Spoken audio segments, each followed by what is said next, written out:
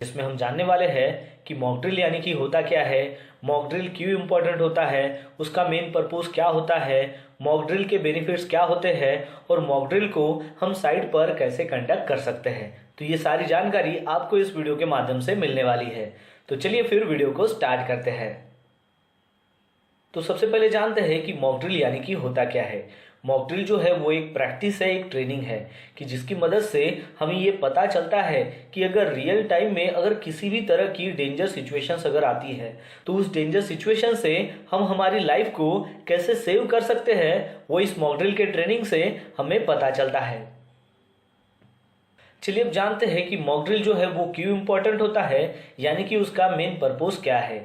तो mock drill का main purpose ये होता है कि उसकी वजह से हम ये चेक कर सकते हैं कि जो भी साइट पर एम्प्लॉयज हो, वर्कर्स हो या फिर जो भी लोग हो, उसका क्या रिएक्शंस आता है वो इससे हमें पता चलता है। और साथ ही में उनकी क्या जिम्मेदारी होती है उस टाइम में जब डेंजर सिचुएशंस ऑकर होती है, तो वो भी हमें इस मॉक ड्रिल के जरिए पता चलता है। तो ये इसका मेन पर्पस होता है।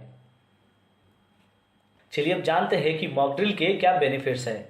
तो सबसे पहला बेनिफिट ये है कि मॉक ड्रिल की मदद से साइट पर जो भी वर्कर्स हो या फिर एम्प्लॉयज हो, उनका मोरल और कॉन्फिडेंस लेवल जो है वो इंक्रीज होता है। फिर उसके बाद है कि कोऑर्डिनेशन जो है वो भी इम्प्रूव होने लगता है। फिर उसके बाद है कि मॉक ड्रिल के वक्त जो भी प्लान एक्शन किए गए थे, यानी कि जो भी मॉक ड्रिल के लिए प्लानिंग की गई थी और उसके अनुसार जो भी एक्शन लिए गए थे, तो उसमें ये पता चलता है कि किसकी क्या कॉम्पिटेंसी है। तो यहाँ पर उनका कॉम्पिटेंसी लेवल क्या है वो भी हम यहाँ पर चेक कर सकते हैं। तो इस प्रकार ये जो है ये मॉक ड्रिल के बेनिफिट्स है। चलिए अब जानते हैं कि मॉक ड्रिल को हम हमारी साइट पर कैसे कंडक्ट कर सकते हैं। तो यहाँ पर जो है स्टेप बाय स्टेप मैं आपको यहाँ पर बताऊंगा कि मॉक ड्रिल को हम कैसे कंडक्ट कर सकते हैं। तो हर एक जो स्टेप है वो काफ़ी इंपॉर्टेंट है, इसलिए आपको हर एक स्टेप के ऊपर जो है वो ध्यान देना है जब भी आप अपनी साइट पर अगर मॉक ड्रिल कंडक्ट करते हो। तो सबसे पहला स्टेप है कि मॉक ड्रिल जब भी आप कंडक्ट करने के लिए जा रहे हो तो सबसे पहले आपको आपके साइट पर जो भी वर्कर्स है या फिर जो भी स्टाफ है उन सभी को आपको आपका जो असेंबली पॉइंट हो वहां पर इकट्ठा करके वहां पर एक मीटिंग कंडक्ट करनी है। और उस मीटिंग में आपको उनके साथ ये डिस्कस करना है कि कौन सी एक्टिविटी या फिर कौन सा जो टास्क है वो आप आपके टीम के द्वारा जो है वहां पर परफॉर्म करने के लिए जा रहे हो। और साथ ही में आपको बताना है कि मॉक ड्रिल जो है उसका सब्जेक्ट क्या है, यानी कि वर्क एट हाइट से कोई अगर पर्सन इंज्योर अगर होता है तो उसका मॉक ड्रिल आप कर रहे हो क्या, या फिर किसी पर्सन को इलेक्ट्रिक शॉक लगा हुआ है तो उसको हम कैसे रेस्क्यू कर सकते हैं उसकी मॉक ड्रिल कर रहे हो क्या, या फिर किसी जगह पर आग लगी हुई है उसका आप मॉक ड्रिल कर रहे हो क्या। तो पर्टिकुलर जो भी आपका मॉक ड्रिल का सब्जेक्ट होगा उसके बारे में आपको सभी वर्कर्स को, सभी एम्प्लॉयज को उस मीटिंग में बताना है। फिर उसके बाद है कि आपको एक पर्सन को वहां पर आपको सिलेक्ट करना है ताकि वो जो है वो विक्टिम का जो रोल है वो प्ले कर सके। अब मीटिंग खत्म होने के बाद आपको उनको बताना है कि सभी जो भी वर्कर्स है वो अपनी जगह पर जाकर उनका जो रोज का काम है वो वहां पर कंटिन्यू करे, यानी कि अपने वर्क पर वापस चले जाए। फिर आपको ये इंश्योर करना है कि सभी जो भी वर्कर्स है वो अपने काम में इंगेज हो चुके हैं। जब सभी वर्कर अपने काम में एंगेज हो जाते हैं फिर आपको आपकी जो प्रोसेस है वो स्टार्ट करनी है, यानी कि एक्सीडेंट की जो प्रोसेस है वो आपको यहाँ पर स्टार्ट करनी है। तो आपको वो जो विक्टिम जिसको आपने बनाया है, जिस वर्कर को आपने सेलेक्ट किया है, उसको आपको बताना है कि एक सर्टेन टाइम में जो है वो एक्सीडेंट में जो है वो ट्रैप हो जाएगा, यानी कि वो जो है वो इंज्योर हो चुका है, ऐसा उसको एक्ट करना है एक पर्टिकुलर टाइम पर, ऐसा आपको उनको बताना है। तो उसी तरह से वो जो वर्कर है यानी कि जो विक्टिम है वो एक्सीडेंट का रोल वहां पर प्ले करेगा कि वो जो है वो वहां पर इंज्योर हो चुका है।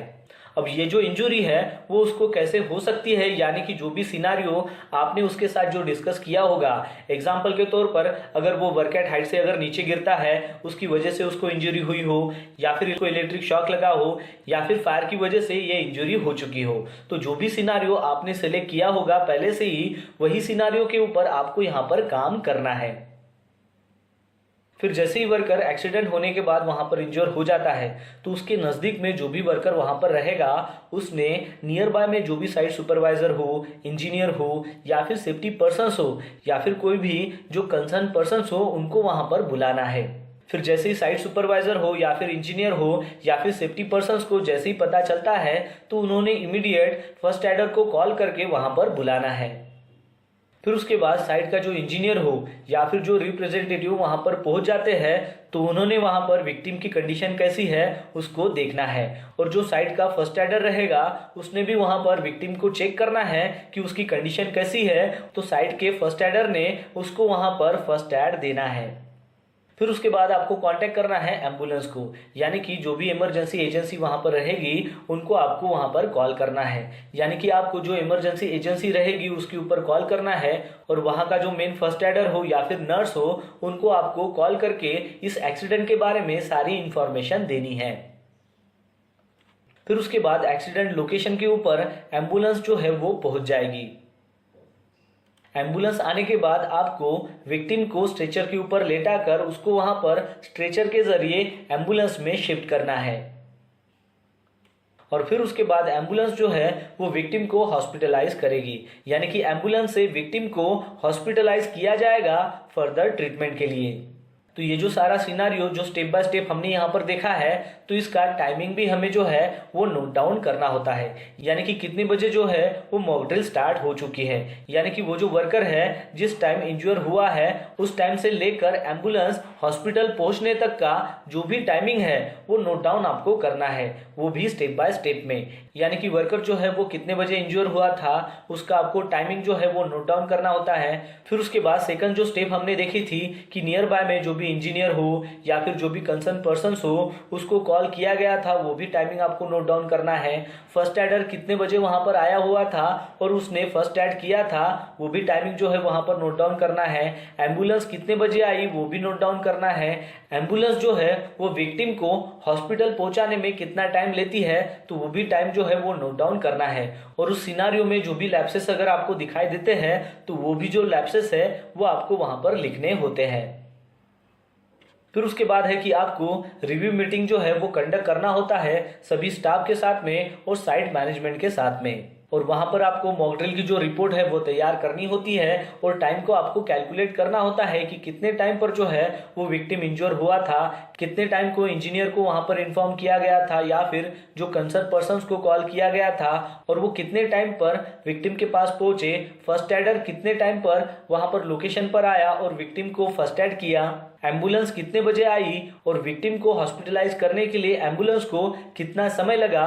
तो ये जो सारा टाइम है ये यहाँ पर आपको कैलकुलेट करना होता है। और अगर इस सारे सिनारियो में अगर लैप्सेस अगर होते हैं तो उस लैप्सेस पॉइंट को आपको रिव्यू करना होता है और आपका जो कोऑर्डिनेटर